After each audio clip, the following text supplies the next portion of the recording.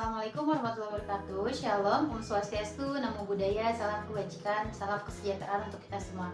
Halo semuanya, perkenalkan nama saya Alifia Rosalina dengan nomor NPM 0211240065, Fakultas Ekonomi dan Bisnis, Prodi Manajemen, salah satu mahasiswa dari Universitas Pakuan Bogor.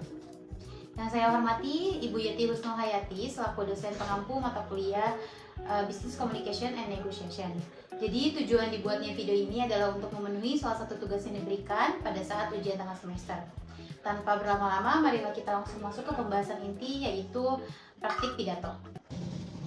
Pada kesempatan yang baik kali ini, marilah kita panjatkan puji dan syukur kepada Allah Subhanahu wa Ta'ala atas nikmat dan hidayahnya, sehingga kita semua senantiasa dalam keadaan sehat dan berbahagia. Amin. Teman-teman yang berbahagia, pada kesempatan yang baik kali ini saya ingin membahas mengenai topik yang sangat berkaitan dan dekat dengan kehidupan kita, yaitu evolusi komunikasi bisnis di era digital. Nah, saya memilih topik ini karena kita hidup di masa di mana cara kita berkomunikasi dalam dunia bisnis itu berubah dengan sangat cepat. Apalagi untuk urusan pekerjaan gitulah ya. Dari yang dulunya serba formal, serba manual, terus kini tuh berubah menjadi serba digital dan serba instan. Nah, sebelum saya mulai, sebagai latar belakang, coba kita pikirkan sebentar, kapan sih terakhir kali kita itu mengirim surat fisik ke suatu perusahaan atau organisasi?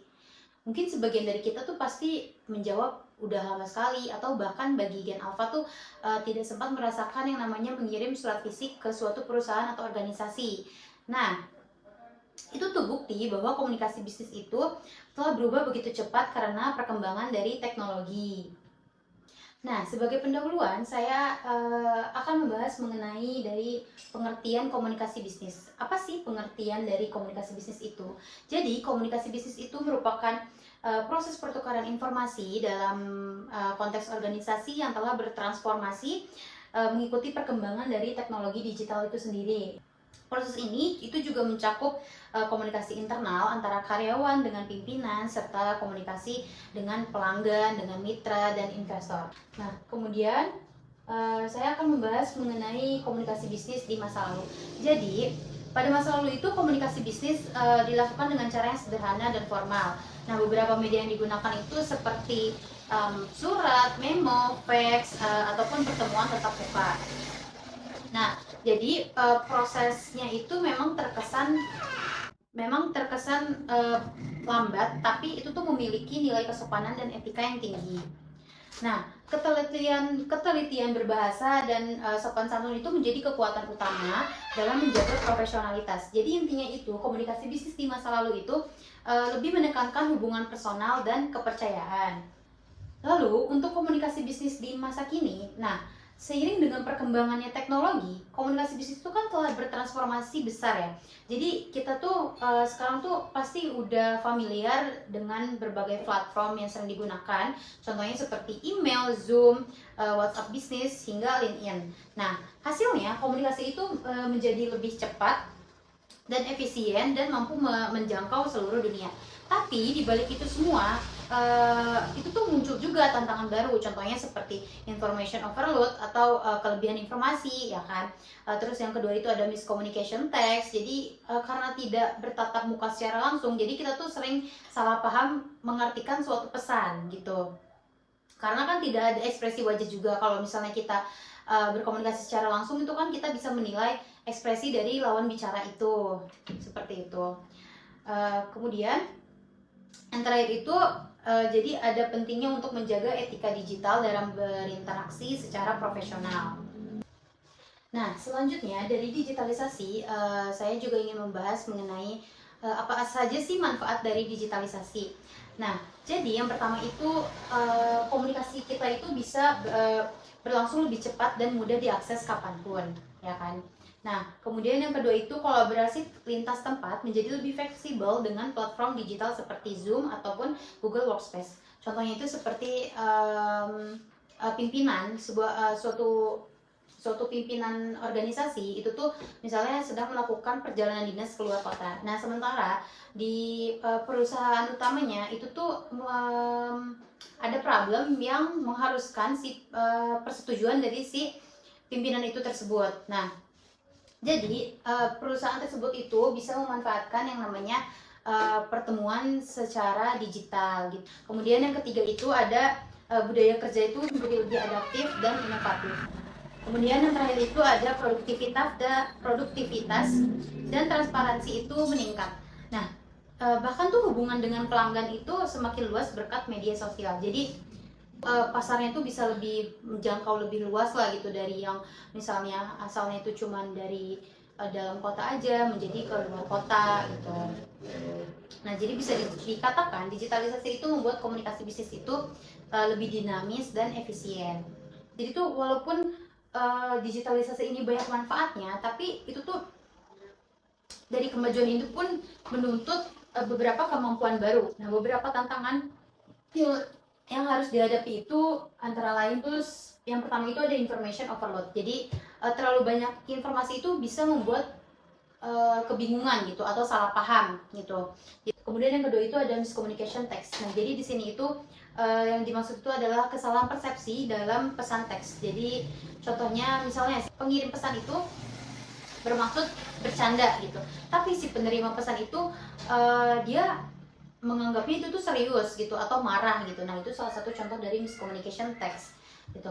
Kemudian yang ketiga dan keempat itu ada etika digital dan keamanan informasi. Jadi itu namanya di era digitalisasi ya. Jadi kayak keamanan data dan etika digital tuh harus kita jaga gitu. Sekarang kan udah banyak ya kebocoran-kebocoran data, bahkan di aplikasi-aplikasi yang sudah besar sekalipun seperti contohnya Tokopedia, itu tuh bisa yang namanya kebocoran data loh. Nah, kemudian yang keempat itu ada yang namanya kesenjangan teknologi. Jadi ini tuh antara generasi ya atau kemampuan individu. Alat digitalisasi itu pasti untuk para orang tua itu kan kurang dipahami gitu. Sebenarnya bisa aja kalau misalnya kita melakukan pelatihan gitu atau ya pengenalan gitulah. Kemudian yang terakhir itu ada yang namanya ketergantungan teknologi. Jadi ketergantungan pada teknologi itu bisa jadi masalah saat sistem bermasalah.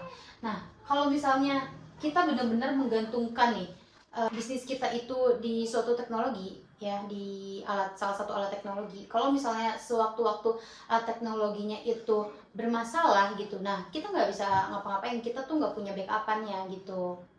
Nah, dari pembahasan tersebut, jadi itu kita bisa simpulkan karena itu komunikasi digital itu memerlukan keseimbangan itu antara kecepatan dan kehati-hatian.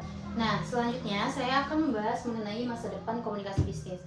Jadi melihat tren saat ini itu tuh masa depan komunikasi bisnis tuh pasti akan semakin canggih ya kan.